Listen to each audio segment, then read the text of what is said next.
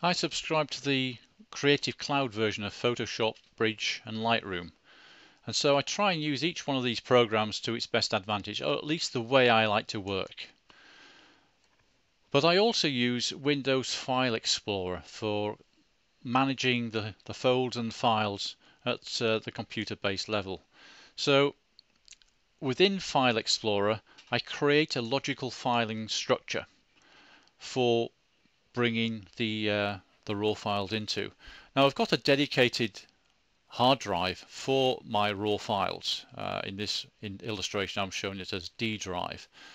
But within that I'll then divide it up into years that I took the images, maybe the camera body type, and then the actual photo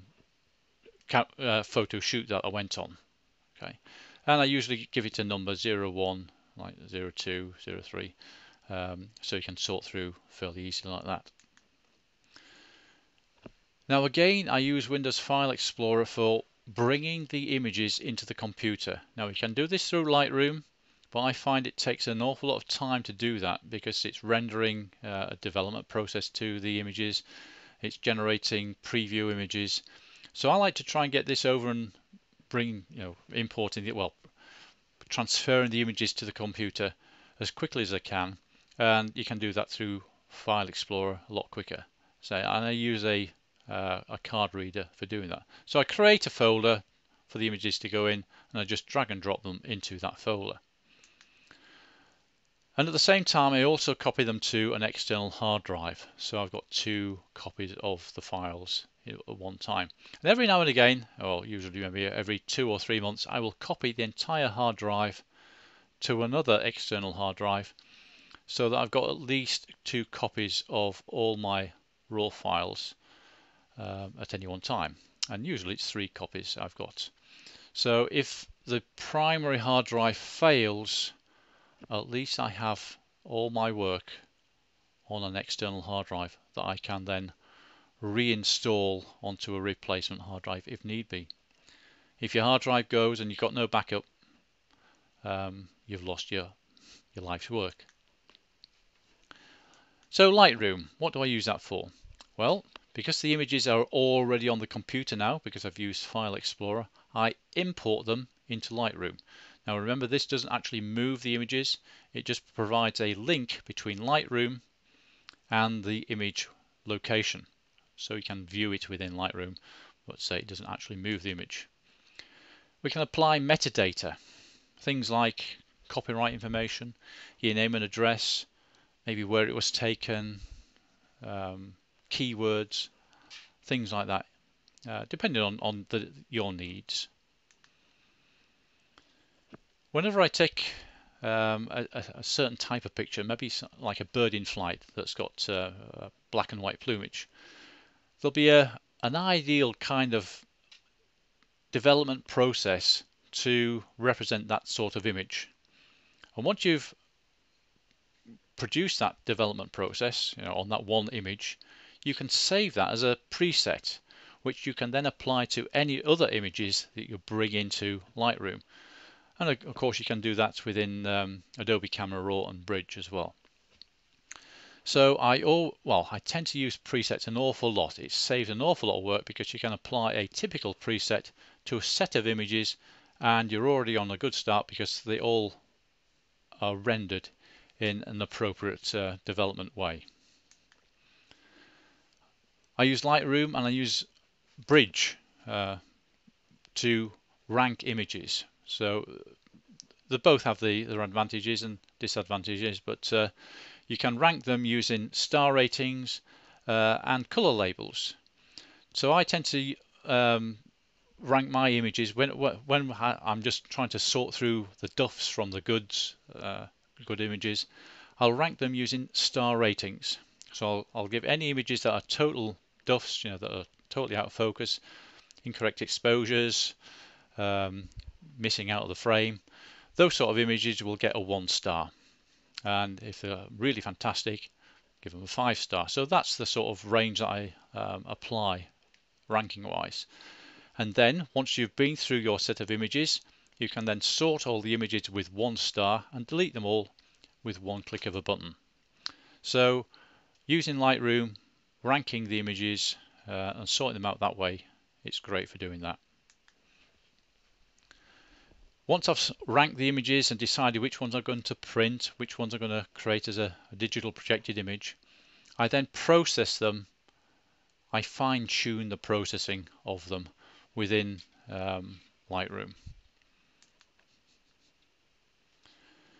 You can also use Lightroom for finding different types of images using the metadata that's built into all the different digital images. So you can find images with a certain ISO rating, taken with a certain focal length of lens, a certain aperture, things like that. So you can create a filter, a digital filter within Lightroom that will sort through your entire collection and present them virtually instantaneously. So I find Lightroom is brilliant for sorting, finding images with certain types of attributes, metadata. Whenever I'm creating a show to give to a camera club, I like to gather together a selection of images, and these could be across different hard drives, different folders. But once you've found them, you can annotate them to go into a collection. Now again, this is just a virtual collection. It doesn't actually move any of the images. It just provides links to each folder and each file, each digital image across your entire collection, or collection of images, and bring them all into one neat little viewable collection. And you can create as many of these as you want.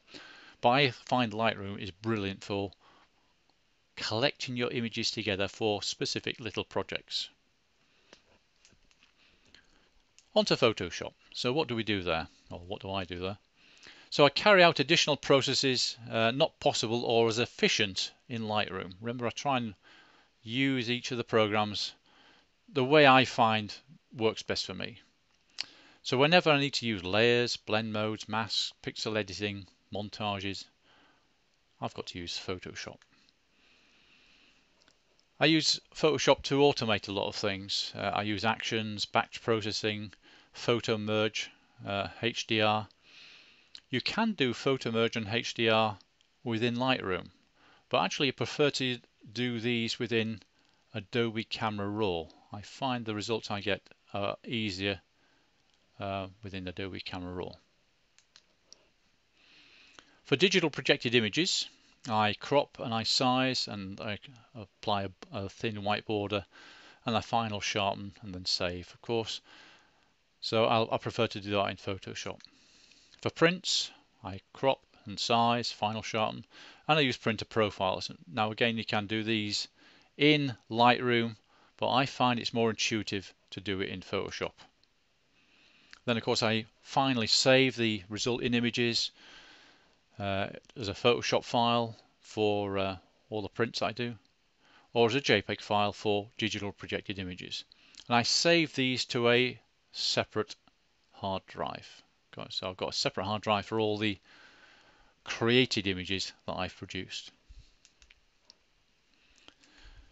And then of course, to present these images to camera clubs and do shows and things like that, I use a program called Pictures to Execute, and you can create audiovisual shows, so that's like pictures to music or commentary.